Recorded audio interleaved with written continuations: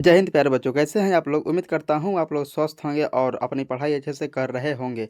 अगर आप लोग क्लास 10th के छात्र हैं तो आपके लिए यह वीडियो बहुत ही इम्पोर्टेंट है, क्योंकि आज की इस वीडियो में हम लोग क्लास 10th का बायोलॉजी चैप्टर नंबर 1 जैव परक्रम एवं पोषण को करेंगे, तो आपके लिए यह वीडियो अच्छा रहेगा। ठीक है, इस वीडियो में हम लोग 30 ऑब्जेक्टिव क्वेश्चन को करेंगे और यह क्वेश्चन जो है पीवाई की क्वेश्चन है, क्योंकि इस प्रकार के क्वेश्चन बार बार एग्जाम में पूछे जाते हैं। अगर आप लोग इस चैनल पर पहली बार नए हैं तो इसे सब्सक्राइब कर लें और चलिए हम लोग अपने अब क्वेश्चन को शुरुआत करते हैं। जैसा कि आप लोग इस स्क्रीन पर देख रहे हैं कि आपका पहला सवाल है। पहला सवाल कह रहा है कि पौधों में वाष्पोत्सर्जन की किस जो क्रिया होती है वह किस भाग में होता है। यानी पौधों में जो वाष्पोत्सर्जन है वह किस भाग में होता है। ऑप्शन यहाँ पर आपको दिया गया है। ऑप्शन ए जड़, ऑप्शन बी तना, ऑप्शन सी पत्ता और ऑप्शन डी फूल। तो इस सवाल का आपका राइट आंसर हो जाएगा वाष्पोत्सर्जन का मतलब हुआ कि वाष्प के रूप में जो यानी गैसें निकलती हैं वह किसके द्वारा निकलती हैं, तो वह मुख्य रूप से जो निकलती हैं उसका नाम क्या हो जाएगा, पत्तियों के द्वारा। जो वाष्पोत्सर्जन की क्रिया होती है वह किसके द्वारा होती है, पत्तियों के द्वारा होती है। आपका जो ऑप्शन नंबर सी है वह राइट आंसर हो जाएगा। आप लोग इसे ध्यान रखेंगे। ठीक है, आप लोग इसे ध्यान रखेंगे। ठीक, हमारा एक सवाल आता है कि पौधों में जो जल का परिवहन करता है, किसका परिवहन, जल का परिवहन। तो जल का परिवहन कौन करता है, तो जल का परिवहन एक ऊतक होता है जिसका नाम क्या है, जाइलम। तो जाइलम जो होता है वह पौधों में जल का परिवहन करता है। आप लोग इसे ध्यान रखेंगे। एक और सवाल हमारा आता है कि जो फ्लोएम होता है, क्या होता है, फ्लोएम। तो पौधों में यानी फल का परिवहन कौन करता है, यानी भोज्य पदार्थों का परिवहन कौन करता है, तो फ्लोएम करता है। आप लोग इसे ध्यान रखेंगे। बढ़ते हैं अगले सवाल की ओर। अगला सवाल आपका है, आप लोग देखेंगे। सवाल है कि पौधों में कार्बोहाइड्रेट का संचयन किस रूप में होता है। यानी पेड़ पौधे जो होते हैं उनमें कार्बोहाइड्रेट जो होता है वह भोजन के रूप में रहता है, लेकिन वह किस रूप में रहता है, तो स्टार्च के रूप में, ग्लूकाइजन के रूप में, ऑप्शन सी वसा के रूप में, ऑप्शन डी सेलुलोज के रूप में।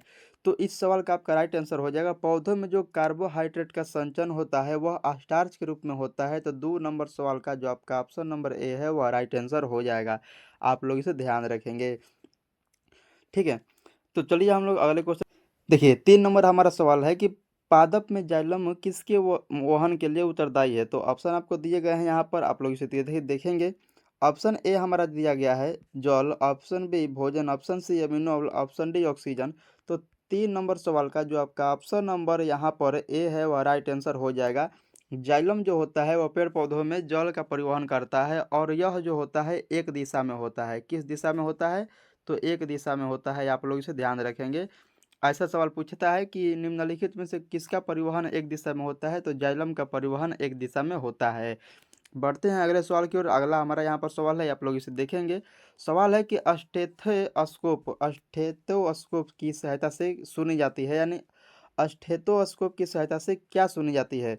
ऑप्शन ए हृदय का स्पंदन, ऑप्शन बी धमनी का स्पंदन, ऑप्शन सी शिराओं का स्पंदन और ऑप्शन डी इनमें से कोई नहीं।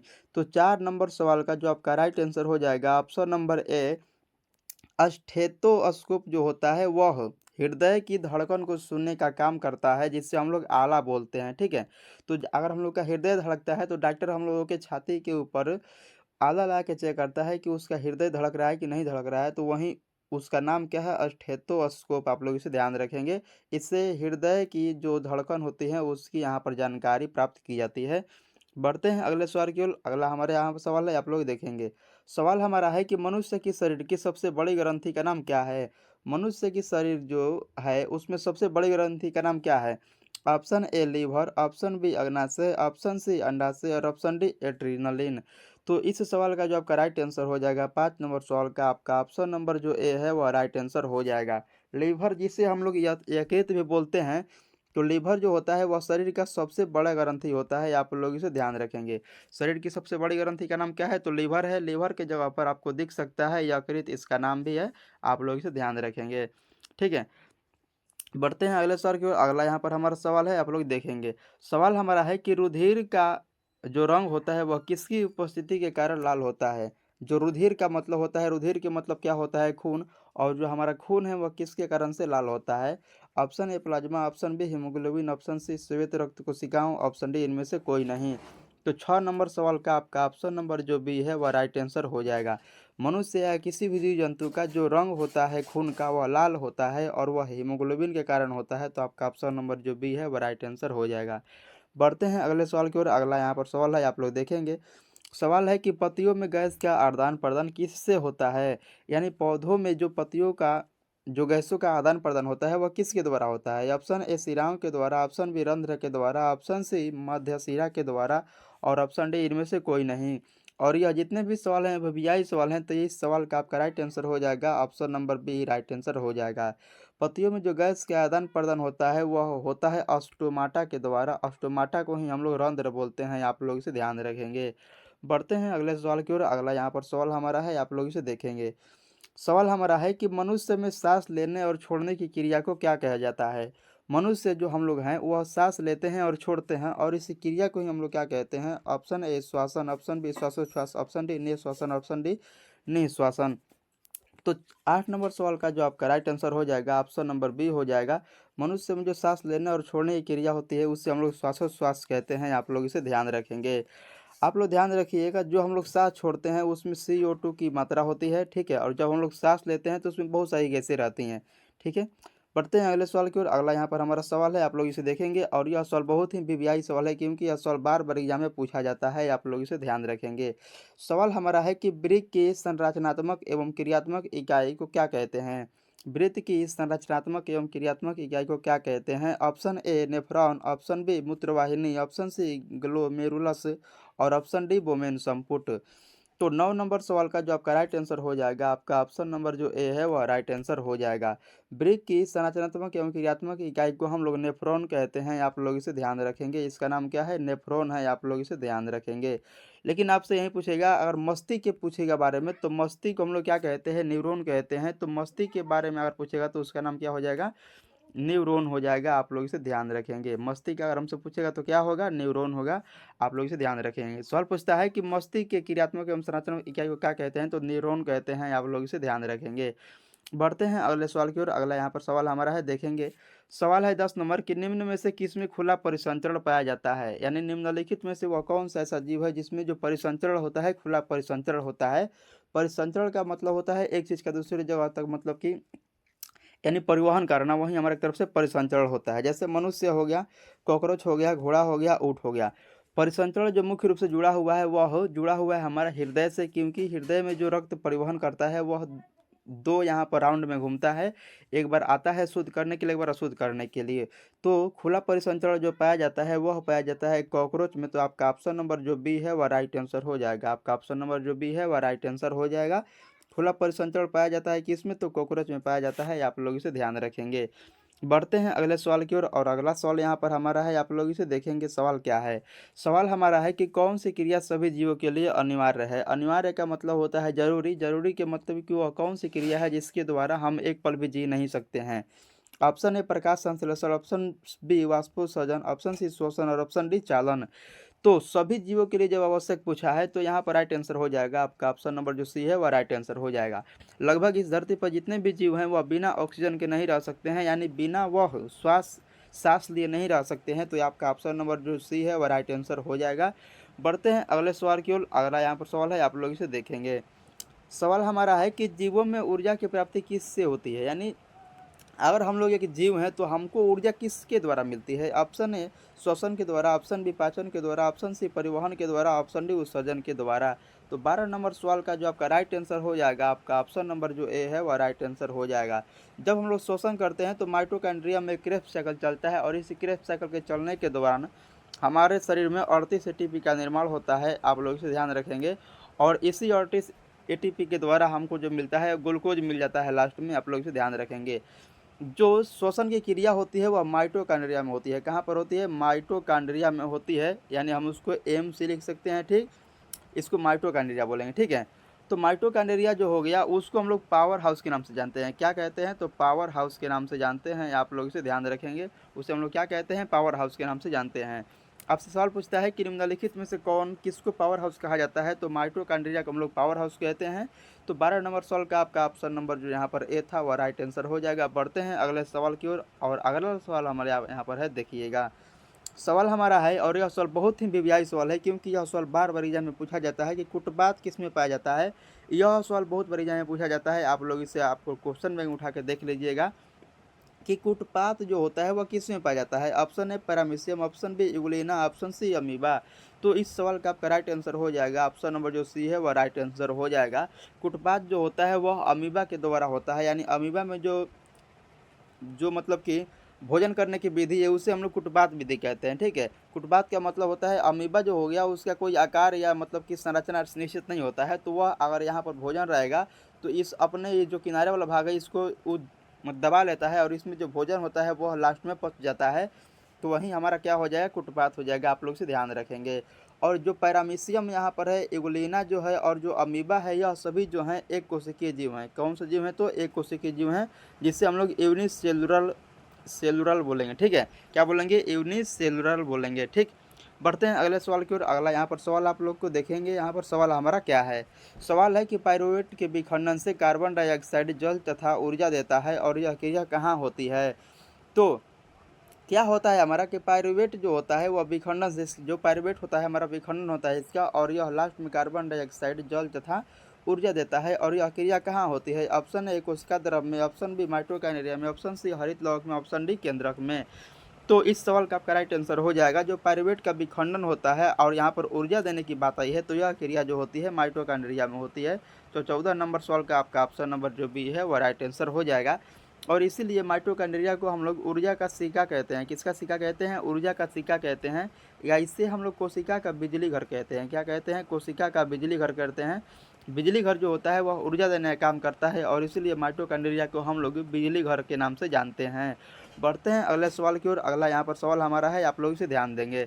सवाल हमारा है कि प्रकृति में ऑक्सीजन का संतुलन कैसे बना रहता है? जो प्राकृतिक है, यानी प्रकृति में ऑक्सीजन जो हमारा है उसका संतुलन कैसे बना रहता है? ऑप्शन ए संयोजन क्रिया द्वारा, ऑप्शन बी प्रकाश संश्लेषण द्वारा, ऑप्शन सी अपघटन क्रिया द्वारा, ऑप्शन डी इनमें से कोई नहीं। तो 15 नंबर सवाल का जो आपका राइट आंसर हो जाएगा, आपका ऑप्शन नंबर जो बी है वह राइट आंसर हो जाएगा। इस प्रकृति में जितने भी मतलब कि ऑक्सीजन का हम लोग संतुलन बनाए रखे हैं वह प्रकाश संश्लेषण के द्वारा बनता है।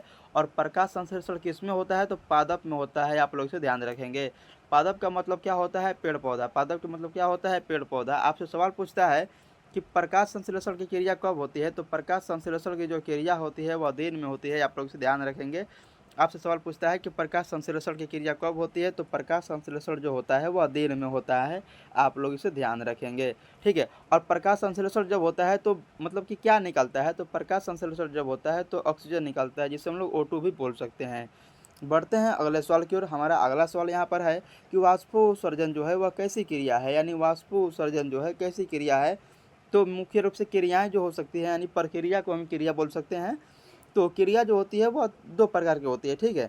एक हमारा होता है भौतिक क्रिया और एक हमारा होता है रासायनिक क्रिया, ठीक है। या इसी को हम लोग भौतिक परिवर्तन या रासायनिक परिवर्तन बोलते हैं। तो वह क्रियाएँ जो बार-बार हम लोग करते हैं और उसके ऊपर कोई दूसरा प्रभाव नहीं पड़ता है, तो उसे हम लोग भौतिक क्रिया कहते हैं।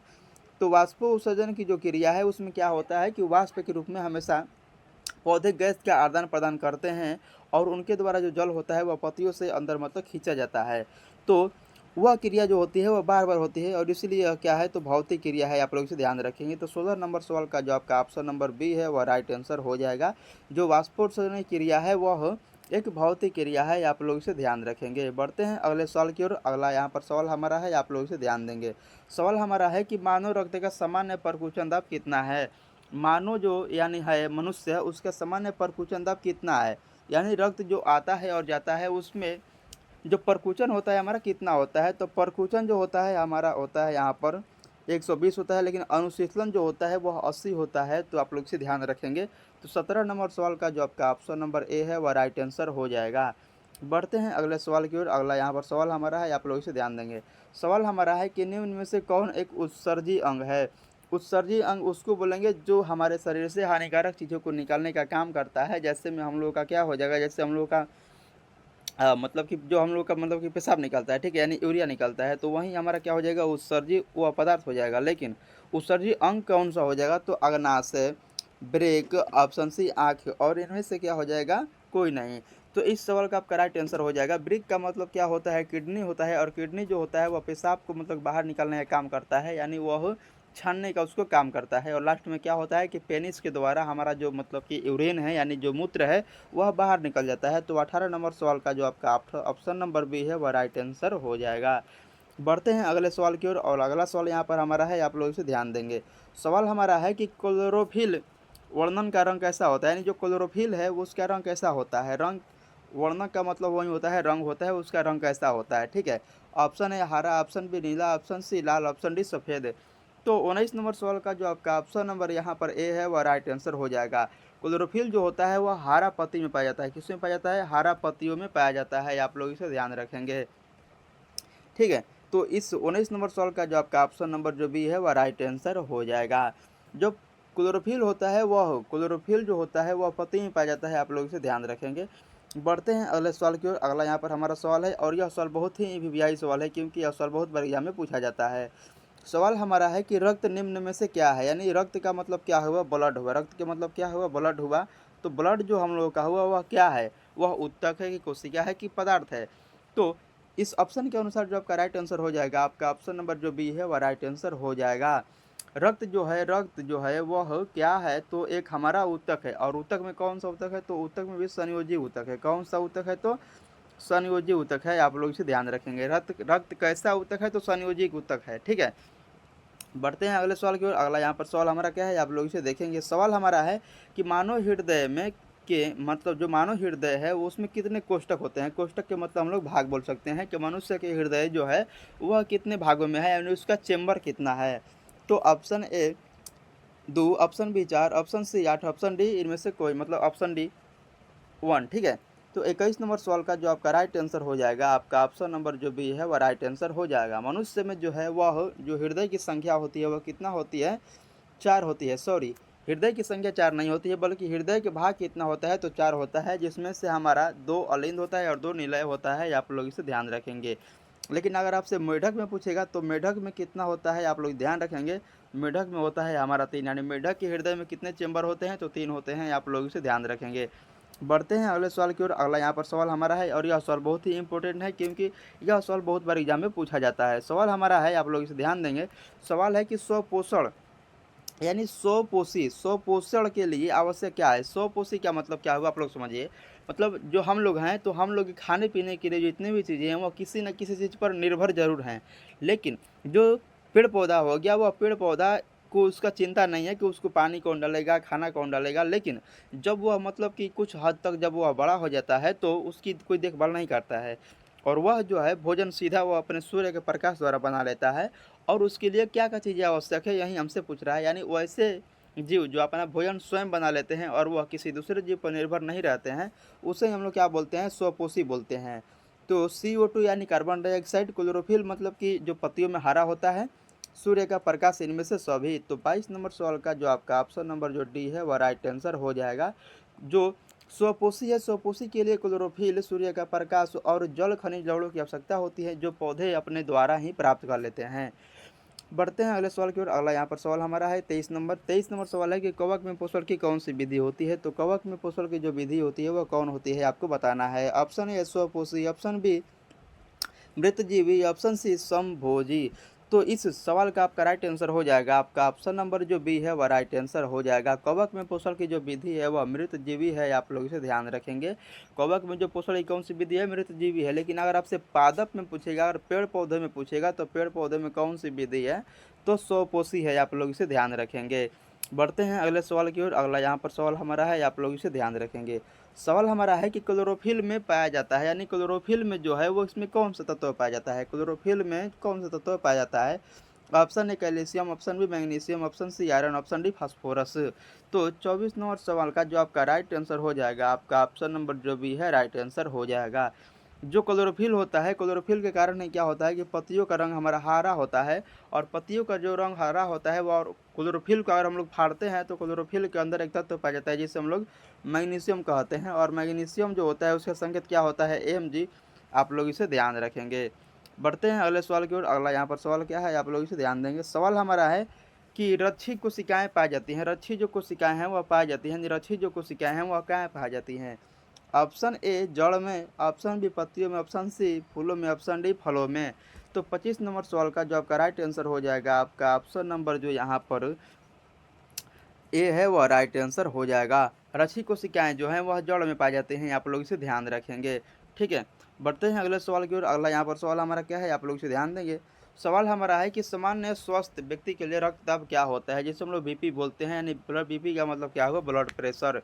तो ब्लड प्रेशर जो होता है वो मनुष्य का यानी रक्तदाब कितना है वही उसका मतलब हुआ। ठीक है, तो 26 नंबर सवाल का जो रक्तदाब होता है वह कितना होगा, आप लोगों को इसको बताना है, यह हमारा सवाल पूछ रहा है।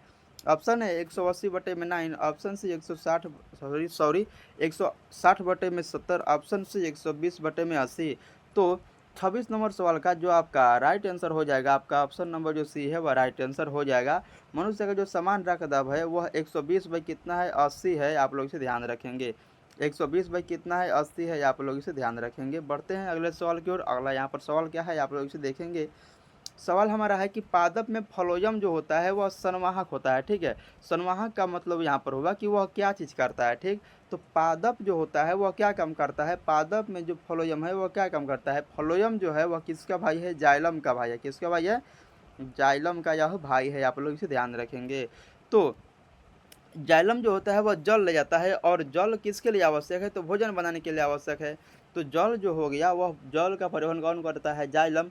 लेकिन फ्लोएम जो होता है वह किसका परिवहन करता है, तो वह भोजन का परिवहन करता है। तो 27 नंबर सवाल का जो आपका राइट आंसर हो जाएगा आपका ऑप्शन नंबर जो ए है और राइट आंसर हो जाएगा। पौधों में जो फ्लोएम होता है वह भोज्य पदार्थों का परिवहन करता है, आप लोग इसे ध्यान रखेंगे। बढ़ते हैं अगले सवाल की ओर। और अगला सवाल यहाँ पर हमारा है, आप लोग इसे देखेंगे। सवाल हमारा क्या है, सवाल है कि पौधों की पत्तियों में पाई जाने वाली सूक्ष्म छिद्रों को क्या कहते हैं। यानी हम लोग देखते हैं कि जो पत्ती होता है उसमें अगर हम लोग को मतलब कि नग्न आँखों से नहीं देख सकते हैं, लेकिन क्या होगा कि जब अगर हम लोग उसको अगर मतलब कि देखेंगे सूक्ष्मदर्शी के द्वारा, तो उसमें कुछ छिद्र जैसे पाए जाते हैं, और वहीं जो छिद्र होते हैं उसे हम लोग अस्टोमाटा कहते हैं। क्या कहते हैं, अस्टोमाटा। अस्टोमाटा को हम लोग रंध्र भी बोलते हैं, और इसी रंध्र के द्वारा जो होता है गैसों का आदान प्रदान होता है। तो 28 नंबर सवाल का जो आपका ऑप्शन नंबर यहाँ पर बी है वह राइट आंसर हो जाएगा, आप लोग इसे ध्यान रखेंगे। बढ़ते हैं अगले सवाल की ओर। अगला सवाल यहाँ पर हमारा है, आप लोग इसे देखेंगे। सवाल हमारा क्या है, श्वसन निम्न में से किस प्रकार की रासायनिक अपक्रिया है। श्वसन जो हो गया वह किस प्रकार की रासायनिक अपक्रिया है। ऑप्शन ए संयोजन, ऑप्शन बी वियोजन, ऑप्शन सी ऊष्माक्षेपी, ऑप्शन डी ऊष्माशोषी। तो देखिए, संयोजन का मतलब यहाँ पर होगा, संयोजन का मतलब होता है जोड़ना। क्या होता है, जोड़ना। यहाँ पर अगर कोई चीज़ जोड़ता है तो उसे हम लोग संयोजन अपक्रिया बोलते हैं। वियोजन का मतलब होता है जुदाई। क्या होता है, जुदाई। जैसे जैसे में क्या हो जाएगा, जैसे में आजकल जो प्यार मोहब्बत चल रहा है उसमें बहुत ज़्यादा जुदाई हो रहा था, उसमें क्या हो रहा है, वियोजन हो रहा है। ठीक है, लेकिन उसमें छेपी का मतलब क्या हुआ कि छेपी के मतलब छेक रहा है, छेपी के मतलब छेक रहा है। तो जब हम लोग श्वसन लेते हैं और श्वसन जब करते हैं तो हमारा फेफड़ा में जगह घेरता है, जो हवा होता है फेफड़ा में जगह घेरता है, और फेफड़ा हमारा फूलता पचकता रहता है। तो जो श्वसन हो गया वह उष्मा से, जो उष्मा हो गया वह उष्माक्षेपी जो क्रिया हो गया। ठीक है, यानी श्वसन जो होता है वह एक उष्माक्षेपी क्रिया होता है, आप लोग इसे ध्यान रखेंगे। तो 28 नंबर सवाल 29 नंबर सवाल का जो आपका राइट आंसर हो जाएगा आपका ऑप्शन नंबर जो सी है वह राइट आंसर हो जाएगा। बढ़ते हैं आज का हमारा आखिरी सवाल, और यह सवाल बहुत ही इंपॉर्टेंट है क्योंकि यह सवाल बार बार एग्जाम में पूछा जाता है। सवाल हमारा है कि प्रकाश संश्लेषण क्रिया में ऑक्सीजन बाहर निकलता है। जब प्रकाश संश्लेषण की क्रिया होती है तो पौधे जो होते हैं वह CO2 को लेते हैं। किसको लेते हैं, वह CO2 को लेते हैं, और CO2 को लेने के बाद क्या करते हैं कि जब प्रकाश संश्लेषण होता है तो वह O2 को देते हैं। किसको देते हैं, O2 यानी ऑक्सीजन को देते हैं।